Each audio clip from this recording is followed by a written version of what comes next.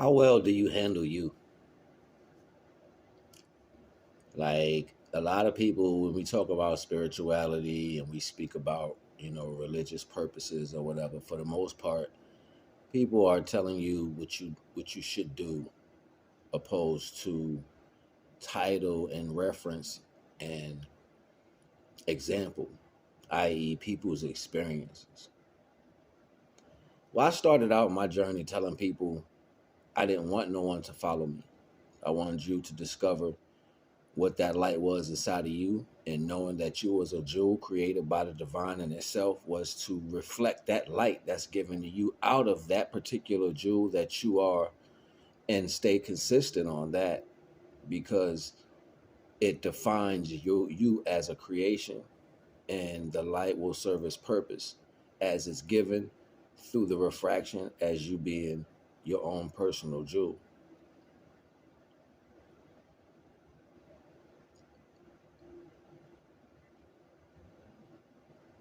Divine don't make no mistakes. If I'm going to be anything for someone, I'm going to stand alone and indifferent to everything that's normal. Even with the way I may say things or look, the way I give love, the way I handle friends, I try to go over and beyond when I'm connected. And you know what I see? The normality of the world manifests itself. People are looking like, even I remember when I used to be in the streets, right? And running around, I'll be so helpful. Like we getting money, or I'm dealing with somebody or whatever we doing. I was good to them, and they'll be like, yo. And then as soon as I got strong enough to, slide or whatever, I would just leave that alone. It was nobody that can control me. You know what I'm saying? Like I was never somebody under a boss regiment. Like you're never going to put me under you. That's just a mentality of mine. But I would serve the purpose when I had to, and I would do it over and beyond its purpose. Knowing these capabilities for yourself when a manipulation, being able to usurp that same energy for the divine, manifest that in energy for yourself. The consistency is the value.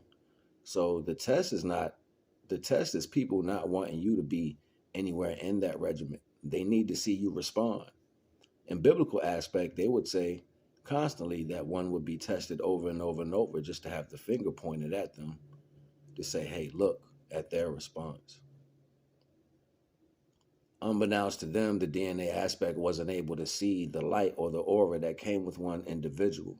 So separate to them, the only thing they couldn't do was point the finger and blame to the physical outlook of what that was. But divine said, I know your heart.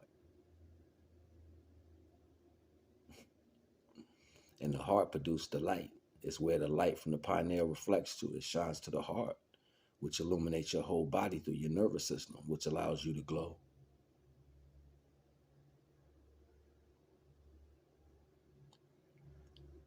They try to keep these things shut off by so many aspects, getting the attention, so the synapses to the brain runs amok and runs to these corresponding ways of thinking that do not line up with your personal energy that allows you to glow. So then we make excuses for these false retrospects of living, and we constantly relive them. The bottom line to that is pointing the finger and saying these are the reasons why this is happening, instead of finding a way to glow.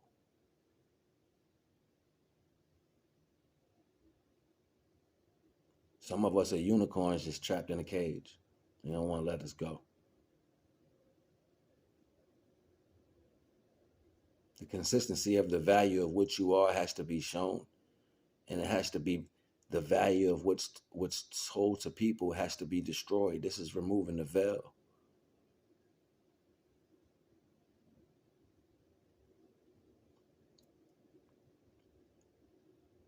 I don't want a version of someone that's created by the ideology of man. That'll never be perfect. It'll always have subsequent value of destruction and distortion. But a creation of the divine that knows is created by the divine, and it has grown its aspects of itself by the divine is unbreakable. The friendship, the relationships, the family, that's unbreakable. Because the level of unconditional love and understanding to the process would be like driving safe for others. Imagine having a bunch of people who just do this purposely.